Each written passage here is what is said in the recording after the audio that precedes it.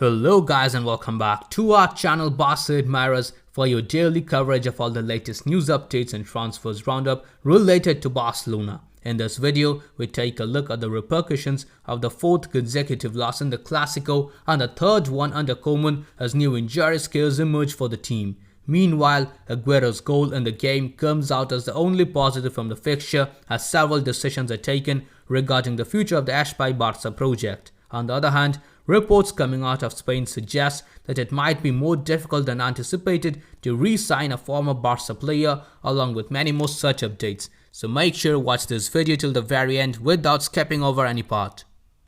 First up, of course, we have the results of the El Clasico, and the Spanish news publication Sport describes it. Real Madrid won their fourth consecutive Clasico against the Barca without power in the attack and a fragile defense. Reporting further on the game, news outlet Mundo Deportivo stated that Sergio Aguero had little prominence in the minutes that he was on the pitch for, but the Argentine made it clear that he is still hungry for goals and he will surely be of great help to the team in the upcoming games. The report further states that Aguero became the oldest player to score in his first La Liga Clasico appearance at 33 years and 144 days. Yet another positive from the game is that Gavi became the youngest Clasico starter in the 21st century so far. Meanwhile, top-tier journalist Tony Joan Marti reports that Frenkie de Jong played the Clasico with a thigh muscle injury and aggravated it during the game. He may miss the next game against Rayo Vallecano, and it remains to be seen if he will play against Alaves.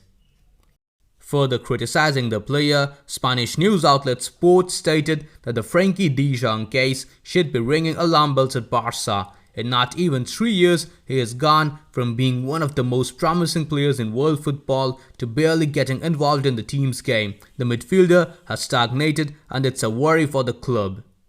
Now there is something important that I wish to say over here. Frenkie gets attacked relentlessly by the Catalan media whenever there's even a slight dip in his performance, but they conveniently overlook all those games where he plays truly well.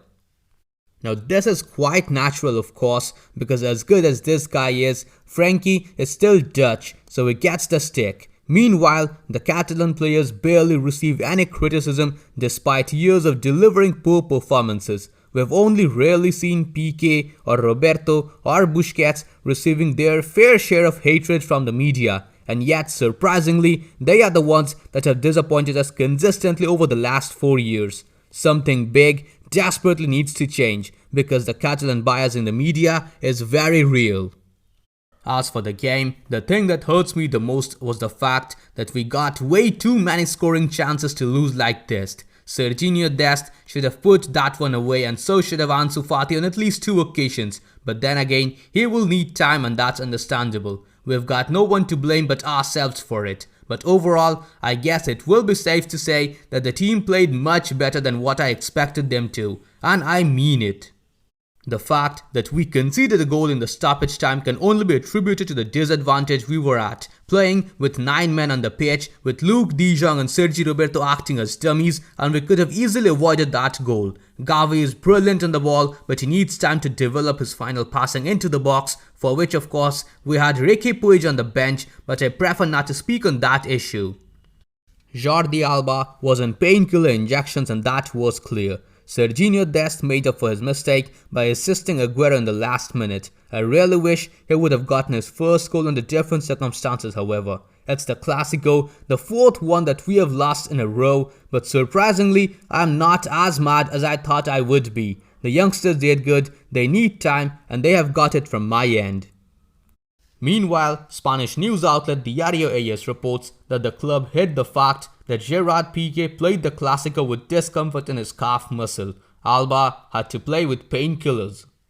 Reporting further on the injuries, reliable journalist Javi Miguel states that Ansu Fati finished the game with discomfort in his right knee, but in principle, there is nothing to worry about. Diario AS also confirms that Ansu's knee pain was in the non-operated one. The forward is expected to be able to recover in time for the game against Rayo Vallecano. Meanwhile, news outlet Sport reports that Ousmane Dembele, after coming back from Finland, was declared fit to play. He could be in KOEMAN'S orders this week. However, it is time that the club takes some action and keep him separated from the team like they did with Ilach Moriba when it decided not to renew. On the other hand, as per the reports of Javi Miguel, a major setback has happened in Pedri's recovery as the player had very bad feelings during his morning training session on Sunday. It's planned that he will undergo MRI this Monday to assess these new discomforts and propose a new roadmap. This new setback has raised alarm in the club's doctors and physiotherapists. Pedri's recovery time will last a few more weeks since after 2 official relapses, this new setback forces the medical services to rethink his recovery. Moving on to the next one, Sport has come up with a statistic that states that Barcelona have only managed to keep a clean sheet in 2 of the last 9 La Liga games in this season. The Clasico, however, helped Barcelona's recent poor attendances recover. They brought in 86,422 fans for the Clasico, according to the club's official numbers, the biggest crowd since last season. Speaking in the post-game press conference, manager Ronald Koeman defended his team by saying that Barca deserved much more today. It's difficult to understand a result like this. They did not have the result that they wanted, but in the first half they were good and the crowd was also phenomenal. Koeman further explained that there are small details that have greatly influenced the result. It was a shame because Barca deserved to go ahead in the game. He also confirmed that Ansu has had small annoyances with his knee, but he does not think that it's serious. He played 70 minutes, now he has to rest and recover to be able to be there on Wednesday. Speaking in a similar tone, Eric Garcia explained that in the first half they had control and more opportunities, and in the second half it was more open and they were more attacking. He also said that the team deserved more. Meanwhile, sitting alongside the manager, Captain Sergio Busquets said that the result is too much of a punishment, seeing the merits of both the teams. He does not think that they have had a bad game or that they deserve to lose, but in the end, the one who strikes first has a considerable advantage. Their first goal was practically definitive. Barcelona's technical secretary, Ramon Planes, urged the fans to have patience. He said that we currently don't have the players that we have had before, and right now the team is in a rebuilding phase. On the other hand, when the Real Madrid manager Carlo Ancelloti was asked what he said to Ronald Koeman after the final whistle of El Clasico, he said that he told Koeman that they as managers all have a tough job and they should always look forward. It might be a tough job, but Koeman has not excelled at it so far. As per the reports of Opta, Koeman has become the second coach in the history of La Liga to lose his first 3 Clasico matches after Patrick O'Connell between 1935 and 1940, also with Barcelona. Reporting on this issue, Spanish publication Mundo Deportivo states that Barca do not know how to beat the big teams that cross their path. Their only victory was against Juventus in the Champions League group stage of the 2020-2021 season. As a result of such consistent poor performances, quite understandably, a huge part of the Camp Nou crowd lost their patience and violently attacked Koeman's car while he was leaving the stadium after the game. Now, any fan can express their opinion, but it must not be forgotten that Ronald Koeman is a club legend. He is the hero of Wembley and the fans should not have behaved like this after the game. Does Koeman deserve to be criticized? 100% he does, and I agree with anyone who says so. But we really can't afford to pay his termination clause, or I would have been in favor of sacking him right now. Being a club legend does not grant anyone immunity against criticism, but the violence that the fans showed outside the stadium is condemnable.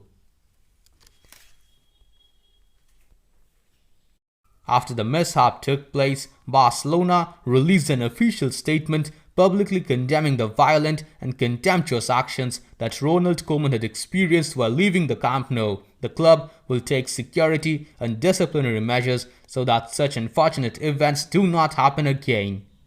Top-tier journalist Fernando Polo reports that Koeman arrived home angered and saddened after the Barca fans attacked his car. Besides the obvious insult in his address, the coach was furious that the fans expressed their emotions in such a manner while his wife was present in the car as well. Koeman is also concerned that a similar situation could have occurred but with his grandchildren present as well. Reporting further on Ronald Koeman, Catalan journalist Miguel Blasquez states that Koeman still has not been able to win an important game as a Barca manager. The Dutchman has no solutions and his credit has run out. It does not make sense that he continues to lead the team even after such senseless defeats. Barca cannot afford to continue wandering around aimlessly with Ronald Koeman at the helm. It is time to make decisions and bring in Xavi Hernandez. A coach must arrive who bets on identity and style once and for all. However, despite all the protests, journalist Oriol Domènech reports that the only way Koeman gets sacked is if Barca fail to qualify for the round of 16 in the Champions League altogether. Moving on to the next news update, we have official confirmation that the General Assembly of Barca has approved the financing proposal for the Espai Barca project by an overwhelming majority of 405 votes in favor of it, while 6 remained neutral and 21 voted against. Moreover, top-tier journalist Samuel Marsden reports that the Barca Assembly has now approved the temporary suspension of Article 67, which means that Laporta will not have to resign if there are losses in his first 2 seasons. A big win for the president, but fair given the situation that he inherited at the club. The report further states that during the meeting, one socio suggested that Barcelona should make the players' salaries public. Laporta replied that those are confidential and the figures which are published are not true. Speaking about the current financial disdain of Barcelona and the severe mismanagement of the previous board, Gerard Piqué has made some really interesting comments in his most recent interview with El País. He said that in January 2015, Josep Maria Bartomeu had just 1% support in the election, but because of the treble that Barcelona won, he won the election and it cost us dearly. The club ran poorly even beyond COVID. We cannot blame the COVID for everything. Piqué also claimed that earlier, Bartomeu blamed the coronavirus pandemic for all the financial mess at Barca. However, the accounts unveiled by Joan Laporta now indicate that the whole mismanagement process had begun much earlier. Now that's all the news we could collect for you today in the news roundup. Moving on to the transfer section, for the first one today we have a report by top-tier journalist Ferran Martinez. It states that Dani Olmo is Barcelona's main target for the January transfer window, but RB Leipzig won 60 million euros for the player, something that is out of reach for the Blaugrana. Leipzig want to recover the 40 million euros that they spent on the player. Moving on to the next transfer update, we have a report by Mundo Deportivo that states that Tottenham has set to rival Liverpool and other Premier League clubs in pursuit of Ousmane Dembele. The race to sign Dembele on a free transfer in the next summer's transfer window is heating up, with the Premier League emerging as his likeliest destination. And Tottenham are now the latest club to show an interest in the contract rebel, who is also being courted by Liverpool, Manchester City and Newcastle United.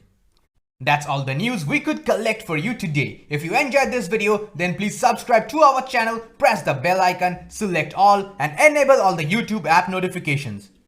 We have always been overly impressed by your response to our videos. So in this episode, we have decided to set a target of 550 likes. Please Qlers, help us reach our target on this episode as well. Now that's all we have for today's episode. I'll see you guys tomorrow in the next video. Until then, stay safe. Visca el Barça, Visca el Catalunya.